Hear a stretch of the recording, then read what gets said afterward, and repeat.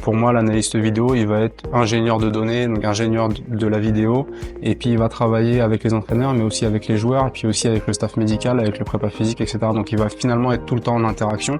Ce qui va compter, c'est quelles sont les informations qu'il va recueillir et comment il va les retransmettre selon la personne qu'il va avoir en face de lui. C'est quelqu'un qui va analyser le jeu, analyser le développement des joueurs, analyser la production de l'adversaire et qui va aider les entraîneurs à prendre des décisions sur les meilleures stratégies à mettre en œuvre pour affronter des futurs adversaires ou pour se réorganiser eux collectivement. Alors, le DU va s'organiser autour de 4 UE de formation. Le premier, ça va être la captation. Donc, c'est la première mission de l'analyse, ça va être de recueillir les données vidéo. Et donc, pour ça, on va travailler sur 2 approches. La première, ça va être la captation classique avec du matériel manuel, une caméra classique. Et puis, on va initier nos étudiants à l'utilisation des outils automatisés.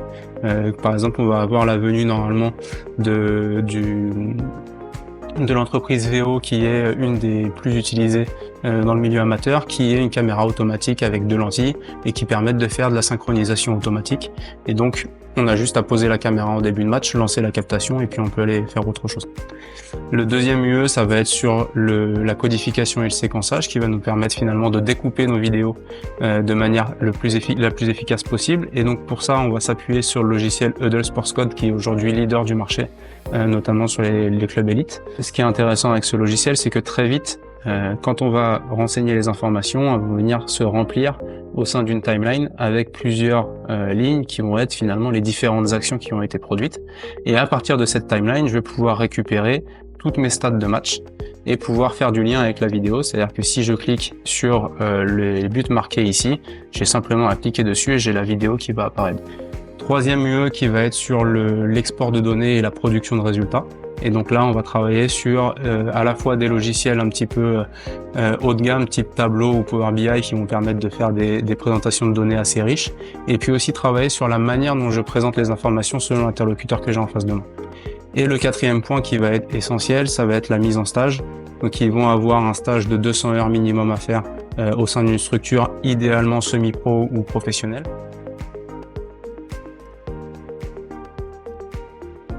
Alors des intervenants, on va en avoir plusieurs puisque finalement on travaille en relation avec pas mal de clubs professionnels et de fédérations.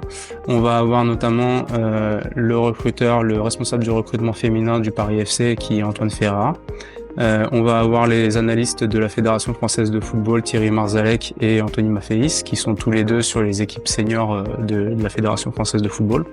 On va avoir le département analyse vidéo de la Fédération française de rugby avec Vincent Kricher, qui est donc le responsable de cette cellule vidéo, et Jean-Baptiste Pascal, qui est l'analyste de l'équipe de France A7.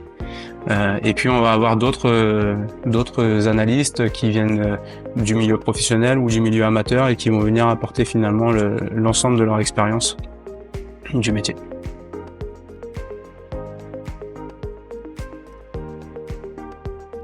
Cette formation est assez ouverte puisque finalement l'idée c'est soit d'initier des entraîneurs qui voudraient apprendre à maîtriser l'outil et puis peut-être se développer sur cette connaissance-là pour ensuite mieux travailler avec leurs analystes, ou pour des analystes jeunes qui voudraient commencer à apprendre ce métier-là et puis ça serait un premier pas de formation vers le métier d'analyste, sachant qu'une fois qu'on sort de ce métier-là, de cette formation-là, pardon, on sera opérationnel pour travailler en centre de formation ou en structure de formation type pôle, etc.